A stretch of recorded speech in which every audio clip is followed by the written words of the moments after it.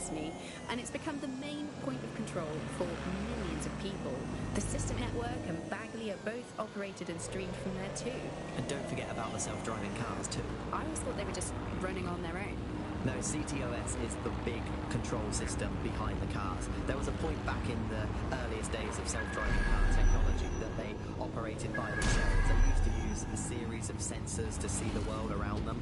Radar, for instance, would look far off into the distance, while LiDAR would detect objects nearby. And while these cars still use some of this technology, Bloom CTOS and its detailed maps and data that it has on London really makes Bloom be able to take control of it. And CTOS can take control of your car if you're parked incorrectly. It's no surprise that it was made mandatory to have a self-driving car.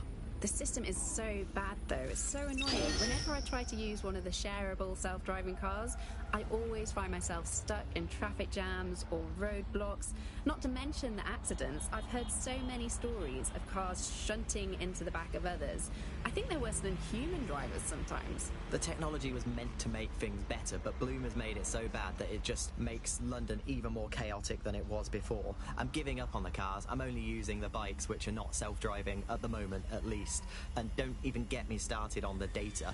Everything that Bloom sees from your movements around the city in the self-driving cars is collected and feeds back into its big information control system. Oh, not you and Bloom and privacy again. You're a broken record. Not as broken as our city's cars.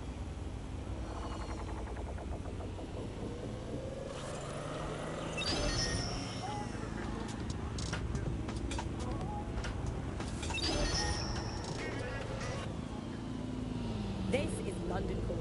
You're here with me, Tash, and Buccaneer, your source for what they don't want. In today's world, we've all had to get used to our every move being tracked by the office by the cameras around us, and with every click we're in online. It seems like everything else is big data leaks. Why aren't these giant companies so quick to get hold of our private information and our metadata? What are they using it for? Will we ever have real private lives again? What is privacy in the digital world? And what happens when capitalism and surveillance become one? As you know, we keep all names confidential. Speaking from a secure location, here's new technology strategist Charles, who worked all over the world trying to keep democracy strong in the face of the data assault.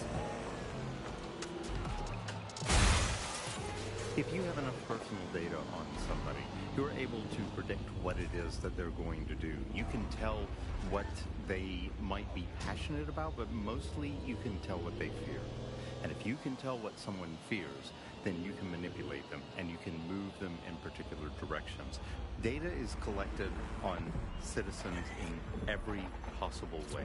Data is collected through surveillance cameras. Data is collected from television sets. They don't even necessarily need to be super smart television sets. Data is collected from voter records.